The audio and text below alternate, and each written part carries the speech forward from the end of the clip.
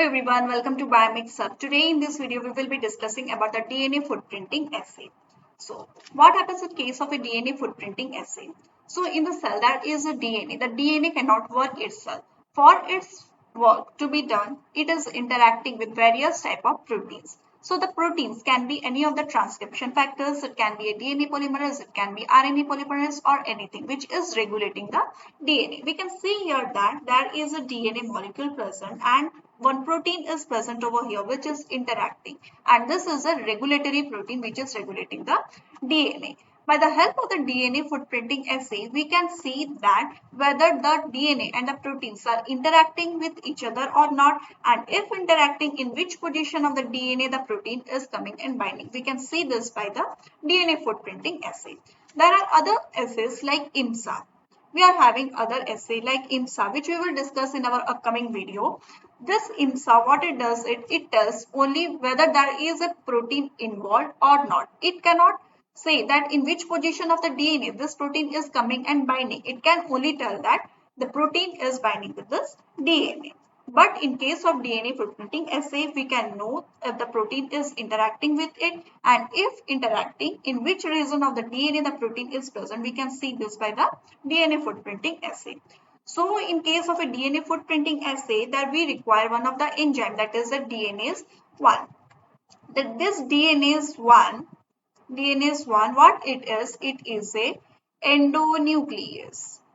It is a endonuclease. What this endonuclease does is it cleaves the DNA into fragment in the middle portion. It cannot cleave the DNA from the terminal portion, and it does not have any specific site for its cleavage. And it cannot cut the portion of the DNA in which the protein is binded. In the area of the DNA where the protein is binded, it cannot cleave in that region. We can clearly see here that in the first diagram, there is a DNA and there is a regulatory protein binded with it. When we are using the DNase 1, when we are treating this DNA with DNase 1, this DNase 1, it is an endonuclease protein, endonuclease enzyme, it is cleaving the DNA.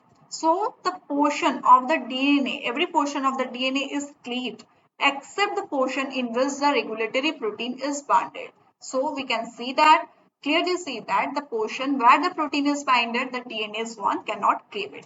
So with this help of the diagram, we can see clearly how this work can be done. So whenever we are getting a DNA, suppose we are getting this DNA, the first thing which we have to do is we have to do a PCR reaction. So we have did the PCR reaction. During this PCR reaction, we have to fluorescently tag this DNA, or we have to do the end labeling of the DNA in one of the terminal. That is the 5' terminal. In the 5' terminal, we have did the end labeling. So these are the labeled DNA. So now what we want to know is we want to see whether one of the protein is interacting with the DNA or not. So for this, we have to take the DNA. This is the DNA and this is the DNA along with the protein whose interaction we want to study, whether this protein is interacting with the DNA or not. Now the next thing what we have to do is we have to add the DNase 1 enzyme to both of this tube.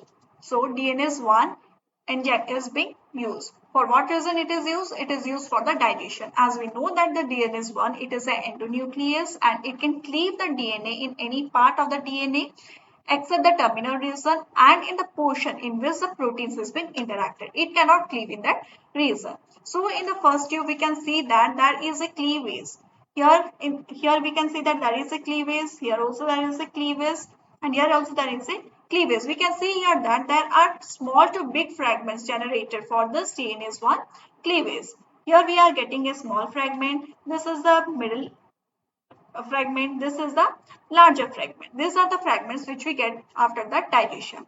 We can see here in the second tube also there is a digestion taking place. So in the second tube, the DNase 1 is cutting here, next it is cutting here, and in the region of the protein it cannot cut. After the protein it is cutting or it is digesting it.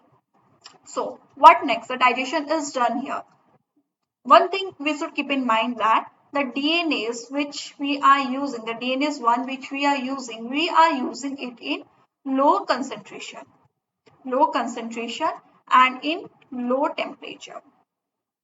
So the next thing what we are giving it is we are giving the magnesium. So the DNase 1 can properly work. So why we are giving the concentration and temperature in low? Because we don't want the DNA should be cleaved more. We want that the DNA should cut the DNA only once. That is the reason we are giving it in low concentration as well as low temperature. So what next?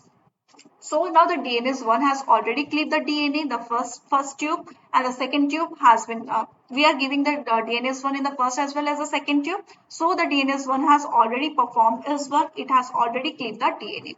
What next? Now we have to see in which, how much base pair it is being added. So how can we know that? We can know it by running it in agarose gel. Next thing is that we have to run these fragments in a agarose gel.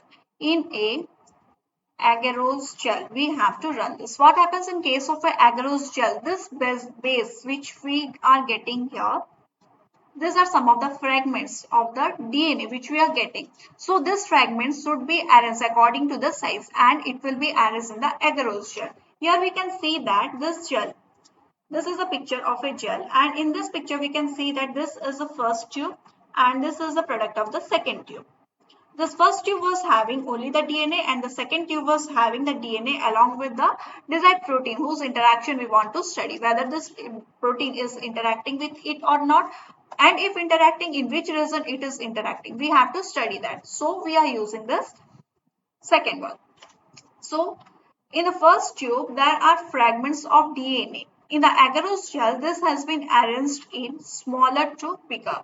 The fragments which are small, they will run fast in the agarose gel, and the fragments which are large, they will move slowly in the agarose gel. So now the first tubes fragments are working as a ladder. Now comes to the second tube in which the proteins are being arranged and the DNA is being added.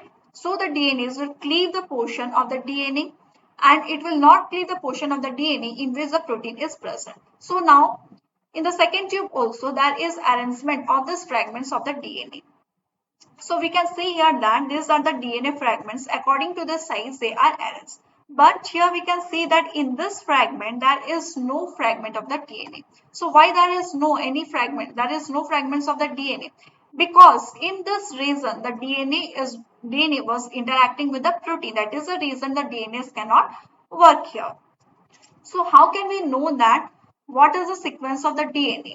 So this is working as a ladder. It can be of 20 base pair. This can be of 30 base pair. It can be 40, 50, 60, 70, 80, 90, 100, 110 and 120. In this way, this base pairs can be arranged. So from here we can predict that these fragments which are not present here, it is from 110 to 80. From 80, so from here we can know that from 80 to 110, the fragment of the DNA is not cleaved. That is the reason we are not getting any of the fragments over here. Suppose this is a fragment of DNA of 200 base pair and the protein is coming and interacting in this part. So this region of the this fragment, it is of 80 to 110 base pair, or it is a position from 80 to 110. If we know the fragment, if we know the sequence of the DNA, we can interpret it. Or if we don't know the sequence of the DNA, we can take the gel, we can cut this gel and we can do the sequencing from it. In this way, this DNA footprinting can be used for studying the interaction of the protein and the DNA, whether the protein is present in the DNA or it is not present. If present, in which region of the DNA it is present. We can study this. So in the next video, we will discuss about the IMSA, in which we can know that how if the protein is present or the protein is absent. Thank you for watching this video till the end. And if you like this video, please do like, share and subscribe. Thank you.